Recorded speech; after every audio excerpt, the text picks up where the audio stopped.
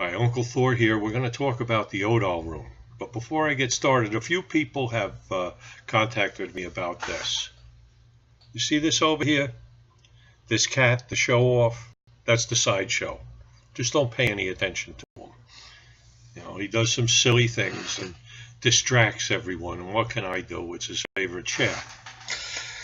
The Odal Rune very much deals with heritage, inheritance, and such. And there's a very literal aspect to it. My wife has a cousin in Norway who has Odal land. They call it Udal instead of Odal. But it's the same thing, same word. And this land has been in the family probably before the Viking Age. There's two tracts of land, they're not together. Now, someone who didn't understand it said, well, why don't he trade his land with someone else so it's all one piece? But you can't do that. This is Odal land. This is inherited. This is part of the family heritage, and it has to be kept as is. And his job is not just to use the land for himself, but to see that the land is preserved and passed on to future generations. This goes with the family. This is part of the family heritage, and it has a lot to do with ancestry and passing on to the future, continuing the family line. In Norway, the law is primogeniture and has been, again, since before the Viking Age. The eldest son inherits everything, and the younger sons got to fend for themselves. And any daughters are just married off, and that takes care of everything. Well, primogeniture is part of the reason why from Scandinavia and from Ireland you have so many sailors, so many people who migrate to other countries, so many people who work overseas, and so many mercenaries.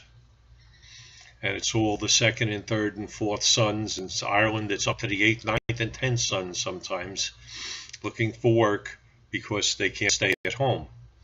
It's kind of a funny thing like that. But a lot of things we want to preserve for future generations, whether our own or just in general. And it's a lot of our thinking. Take the environmentalists who say they want to keep the earth healthy and happy for future generations. See, and it's not just them.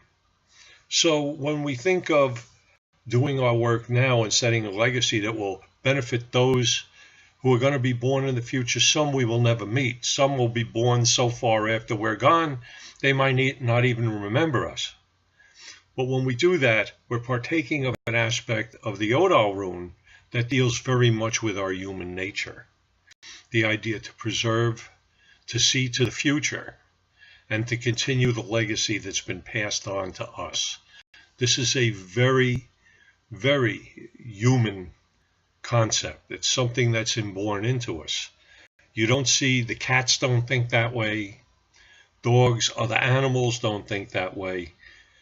It's just humans who have this need to preserve, to protect, and prepare for the future. And this comes from the Odal Rune. So it's not really a big mystery anymore, is it?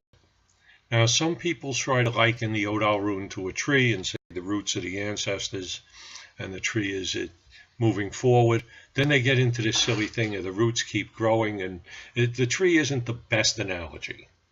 It's a very good basic one, but don't get too far into it. The real thing we look at is the past that comes to us that we must not only preserve, but present for future generations after we're gone. This idea that when we're not here, others will be, and others will benefit from what we have done, and we consciously want them to benefit. That's the Odal Rune in action. Well, this finishes this first rune series. I'm sorry it took so long to get the last 4 runes done in this video series, but I hope you've learned something. And if you want to see more, you can check out some of my runic books and some of my runic articles in my blog. This is Uncle Thor. Thanks for listening. Have a good one.